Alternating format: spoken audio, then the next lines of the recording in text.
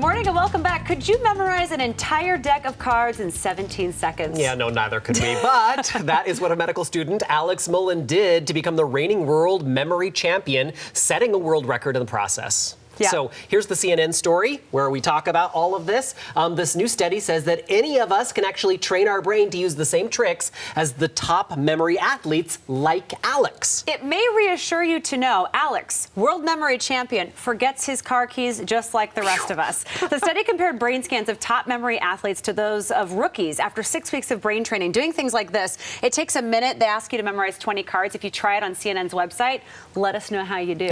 But basically, it's a series of practice tests, the same that the experts do, and the rookies were just as good as the pros after 6 weeks of practice. So it's like calisthenics for your brain. Astounding information, especially as people battle memory issues associated with Alzheimer's, dementia. So we have Dr. Mead with Swedish Medical Center. She is here. She's over on the couch. We're going to talk to her and maybe get some advice about training our brain and helping our memory. So what was your reaction when you heard the findings to the study initially? Well, I only got 9 out of 20 when I tried it. Okay, Rick, us all and I'm better. a really good memorizer because I went to medical school. Yeah. So I was very interested to read about how I could make myself do better. So are the techniques things that we could all really do?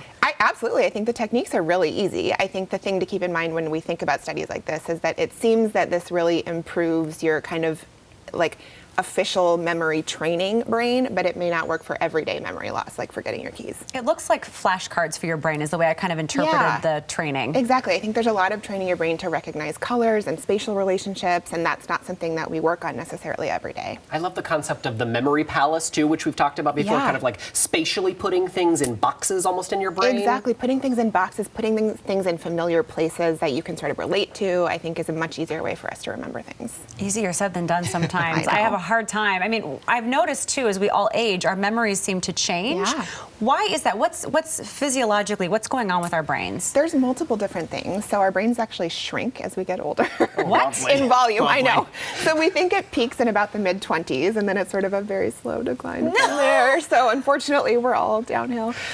So that's one thing. We can lose some of our neuronal connections, so there's synapses and connections between neurons, and then also decreased blood flow to the brain is something that happens as people get older. And so we think that all of this affects function. But it is not something that happens to every person in the same way in the same time period. Right. Like my memory might start to, I don't know, go earlier than my husband's, for example. It's very individual. So it happens with different speed for everybody. It happens with different severity for everyone. So there are some risk factors. You know, if you have a strong family history of Alzheimer's, especially at earlier ages, that may contribute. And then just general health. So if you have high blood pressure, diabetes, if you smoke, these are all things that we think may affect memory in the long term. I can already see viewers watching this saying, oh no, I do feel more forgetful. How do we differentiate between, oh gosh, I forgot my keys and it's happening more often, and maybe I need to see a doctor, maybe this is something serious? Yeah, well, I like to give people a couple of examples. So I say that, you know, if you forget where your keys are, that's pretty normal. If you forget what the key is used for or what you're supposed to do with it, that's more concerning. If you get to the grocery store and you think, I don't remember what I came for, that's also pretty normal and kind of part of everyday forgetfulness. But if you get there and you think, I don't know how to pick this out, I don't know how to pay the cashier, these are things that are more concerning. So I think if you have memory loss that's really significantly affecting your everyday life, then there may be something else going on. So you mentioned general health stuff, but what about like what I'm eating or like doing the crossword on a daily basis? I mean, people say they can help your memory.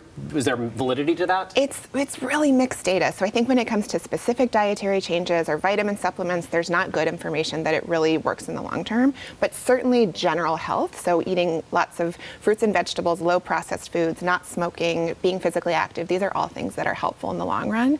And then what we find with older adults is that people who are physically active, who are socially connected, even as older adults, and mentally engaged, so they're still learning new things and doing things with their brain, those people tend to have less rates of dementia, or it occurs at a later age. We talk a lot about nostalgia on this show. We even talked about meatloaf today and yesterday, and so many people associate meatloaf and the smell of it with specific memories. Yeah. What happens as we get older to that nostalgia? Because you hear stories of people when they get around something specific or they smell something again, it triggers an emotional response. How does that relate to memory loss? Well, olfactory memory, which is that smell memory, is really strong, probably stronger than any of the other senses, and we think that's because of the structure of the brain. Smells actually go straight to the brain, whereas other senses have to pass through the thalamus. So this is a really strong memory sense, and there's some data that says that it's pretty well preserved as you get older, and there's some that says that it declines just like everything else. So it's a little bit unclear right now, and it's probably really individual to the person. I think a lot of people are going to hear this and they're going to say, well, there's so much we don't know. Yes. Like, what's going to change tomorrow? And maybe I Right. should just throw up my hands. I mean, it sounds like to me, just be healthier and be more cognizant Yes. of it, and then know what the warning signs could be. Absolutely. I think taking care of yourself, so eating healthy foods, staying physically active, but really remaining socially connected and continuing to learn new things as you age is probably something that's quite protective in the long term. So it is possible. I mean, that's. Yeah. I think also as we watch our parents get older and our grandparents get older, is there anything that we can do? I know that we can't jolt a memory, but Yeah. I've heard of people trying to bring things that are familiar or what are some ways that we can help our aging parents and grandparents as this happens? I think just talking about things is really helpful. So asking them to talk about family stories or memories and kind of keep those things alive is going to be helpful to them. You know, it's really stressful for older people too when they start to forget things. So it's also good to normalize it and just say, oh yeah, I forgot that the other day. This is not just because you're getting older. This is something that happens to all of us. Is stress part of it too as well? I mean, I was good in stressful Yeah. situations and I could start a sentence without knowing where I was going and get there. Yeah. And now I feel like if I've got a lot of stress, if I start a sentence, I'm like, nope, I don't know where I have no idea where I was going. Well, that's probably just part of us all getting older, to be honest.